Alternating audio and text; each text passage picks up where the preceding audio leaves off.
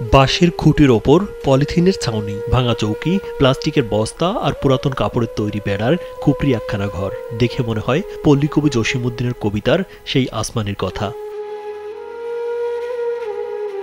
পার্থক্য শুধু ৭৯ বছর আগে আসমানিদের ঘরে ছিল ভেন্না পাতার ছাউনি, আর আধুনিক যুগে সিরাজগঞ্জের সদর উপজেলার কালিয়া গ্রামের বিধবা শাহিদা বেগমের রয়েছে পলিথিনের ছাউনি, ঝুপড়ি। একটু বৃষ্টি হলেই পলিথিনের ফুটো দিয়ে গড়িয়ে পড়ে পানি।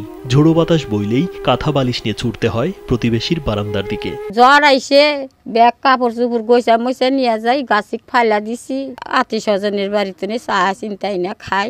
বিটিরও হাঁক তুললে খড়ি বেটারও ২-৪ পয়সা হাঁক তুলে দেয়, বেটারও নিয়ে বেচছে, ওই আটা উটাই না খাই। নোভা এলইডি টিভি, ঝকঝকে ছবি, নিখুঁত শব্দ, ৫ বছরের ওয়ারেন্টি। নোভা মানে সঠিক মান, নিশ্চিত সেবা।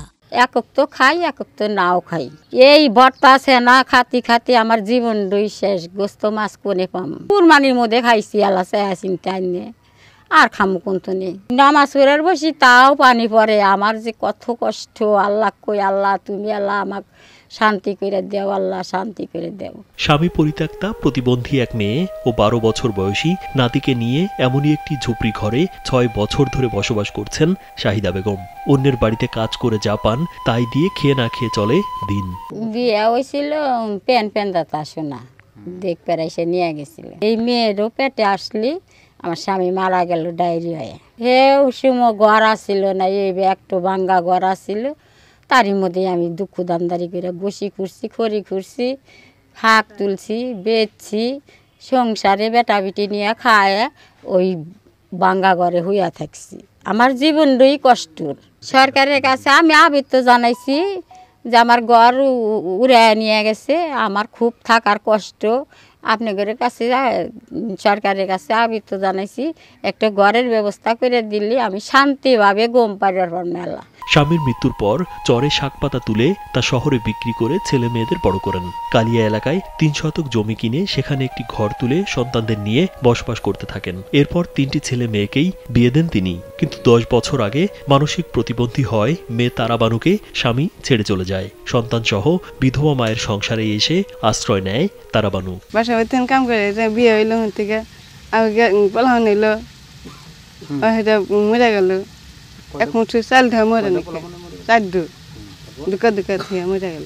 এর কিছুদিন পর বড় ছেলে আতাউর স্ত্রী ও ৪ সন্তান রেখে মারা যায়। আর ছোট ছেলে সুজন তাঁত শ্রমিকের কাজ করে। স্ত্রী সন্তান নিয়ে তিনি ভাড়া বাড়িতেই থাকেন। এভাবেই আবারও নিঃস্ব হয়ে পড়েন শাহিদা। মা হয়ে যে মাসের বাড়ি কাজ কাম করে মনে করেন যে এ বাড়ি কাম করে ও বাড়ি কাম করে আঙ্গের মানুষ করছে। এখনো কাজ করার উপরই আছে আমার আম্মা।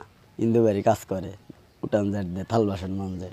আগে তো মনে করেন যখন বাঙ্গাচুরে হলে একখান ঘর আছিল, এখন তার হে ঘর নাই। এখন হে ঘর নাই, এখন এই যে সেই ঘরের বদলে চাটা দিলে থাকা হইতেছে। এখানে থাকে আমার আম্মা, আমার একটু পাগল বোন আছে আর একটু বাইক না।